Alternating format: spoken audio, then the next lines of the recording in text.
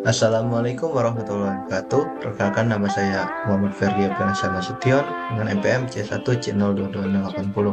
Di sini saya akan mengerjakan atau mempresentasikan materi tentang pengantar bisnis yang menurut saya menarik. Untuk materi pertama yaitu tentang HRM atau Human Resource Management, atau yang diartikan kalau di bahasa Indonesia kan itu adalah manajemen sumber daya manusia. Apa sih HRM itu? HRM adalah serangkaian aktivitas organisasi yang diarahkan pada upaya menarik, mengembangkan, dan mempertahankan angkatan kerja yang efektif. Tujuan utama dari manajemen SDM adalah memastikan bahwa organisasi memiliki tenaga kerja yang berkualitas, kompeten, dan termotivasi untuk mencapai tujuan bisnisnya. Fungsi dari HRM ini ada dua. Yang pertama, fungsi manajemen yang mengacu pada proses planning, organizing, directing, and controlling. Yang kedua ada fungsi operasional, meliputi kegiatan pengadaan tenaga kerja, pengembangan, kompensasi, integrasi, pemeliharaan, dan pemutusan hubungan kerja. Selanjutnya ada 3 peran dalam manajemen sumber daya manusia. Ya, yang pertama perencanaan SDM. Peran perencanaan SDM ini bertanggung jawab untuk merencanakan kebutuhan dan strategi pengelolaan SDM dalam organisasi. Tugas-tugas utamanya meliputi menganalisis kebutuhan tenaga kerja berdasarkan tujuan organisasi dan memprediksi kebutuhan SDM di masa depan. Kedua, menyusun rencana pengembangan karyawan, termasuk pelatihan dan pengembangan keterampilan serta rencana karir. Yang ketiga, menyusun kebijakan penggajian dan manfaat karyawan yang adil dan kompetitif. Yang terakhir, merencanakan pengadaan karyawan baru melalui proses rekrutmen dan selektif dan serta efektif. Peran yang kedua adalah pengembangan karyawan. Peran pengembangan karyawan berfokus pada pengembangan dan peningkatan keterampilan, pengetahuan, dan kinerja karyawan dalam organisasi. Tugas-tugasnya meliputi menyusun program pelatihan dan pengembangan yang relevan untuk meningkatkan keterampilan dan pengetahuan karyawan. Kedua, mengadakan penilaian kinerja secara berkala dan memberikan umpan balik konstruktif untuk membantu karyawan meningkatkan kinerja mereka. Yang ketiga, merancang dan mengimplementasikan program pengembangan karir yang membantu karyawan mencapai tujuan pribadi dan organisasi. Yang keempat, mengidentifikasi dan mengembangkan calon karyawan berpotensi untuk memenuhi kebutuhan penggantian posisi kunci di masa depan. Peran yang ketiga adalah manajer kinerja. Peran manajer ini bertujuan untuk memastikan bahwa karyawan mencapai kinerja yang optimal dan sesuai dengan tujuan organisasi tersebut. Tugas-tugasnya yang pertama, menetapkan tujuan kinerja yang jelas dan terukur untuk setiap karyawan, memberikan umpan balik secara rutin dan membantu karyawan meningkatkan kinerja mereka, lakukan evaluasi kinerja yang objektif dan adil untuk mengukur pencapaian karyawan terhadap tujuan yang ditetapkan. Dan yang terakhir, mengidentifikasi dan memberikan penghargaan atau insentif kepada karyawan yang berkinerja baik serta mengambil tindakan perbaikan untuk mengatasi kinerja buruk. Peran-peran ini saling terkait dan saling mendukung dalam memastikan pengelolaan sumber daya manusia yang efektif, pengembangan karyawan yang berkelanjutan, dan pencapaian tujuan organisasi. Yang selanjutnya adalah langkah-langkah umum dalam proses manajemen SDM. Yang pertama ada perencanaan. Di sini kita akan mengidentifikasi kebutuhan SDM dalam segi jumlah dan jenis karyawan yang dibutuhkan berdasarkan tujuan organisasi.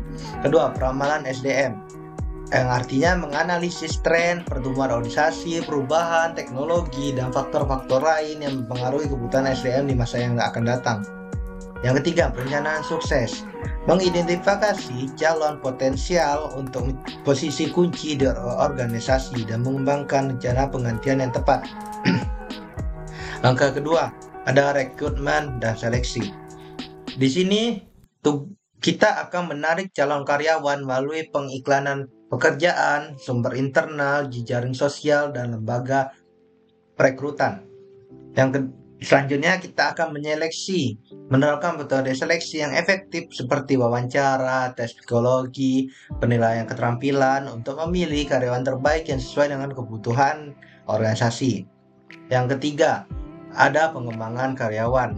Di sini kita akan melakukan pelatihan dan pengembangan. Untuk menjadikan program pelatihan dan pengembangan itu untuk meningkatkan keterampilan, pengetahuan, dan kompetensi karyawan. Selanjutnya ada penilaian kinerja. Melakukan evaluasi kinerja karyawan secara berkala dan memberikan umpan balik konstruktif untuk membantu karyawan meningkatkan kinerja mereka. Selanjutnya di pengembangan karyawan itu kita akan merencanakan karir karyawan tersebut. Mengembangkan rencana karir bagi karyawan itu berpotensi untuk membantu mereka mencapai tujuan pribadi dan organisasi. Yang keempat, ada penggajian dan manfaat karyawan. Di sini sistem penggajian menyusun kebijakan penggajian yang adil dan kompetitif untuk memperoleh dan mempertahankan karyawan yang berkualitas. Kedua, manfaat karyawan. Untuk menyediakan paket manfaat seperti asuransi kesehatan, cuti, tunjangan pensiun, atau insentif lain untuk meningkatkan kepuasan dan kesejahteraan karyawan. Langkah kelima, manajemen kinerja. Di sini kita akan penetapan tujuan, umpan balik, evaluasi kinerja, dan penghargaan dan pengakuan saat kita melakukan penilaian. Yang keenam, ada manajemen konflik dan performa. Manajemen konflik ini ada untuk mengelola konflik antar karyawan dengan pendekatan yang adil dan objektif. Kedua, manajemen kinerja yang buruk. Mengidentifikasi masalah kinerja buruk dan mengambil langkah-langkah perbaikan yang diperlukan, termasuk pelatihan tambahan, dukungan, atau tindakan disipliner. Yang langkah ketujuh, pemeliharaan dan pengakhiran hubungan kerja. Di sini terdapat beberapa manajemen. Yang pertama, manajemen absensi dan cuti. Tugasnya memantau dan mengolah absensi karyawan, cuti, dan kehadiran secara efisien. Selanjutnya ada manajemen kesejahteraan karyawan dengan memperhatikan keseimbangan kerja dan kehidupan pribadi para karyawannya. Kemudian ada pengakhiran hubungan kerja.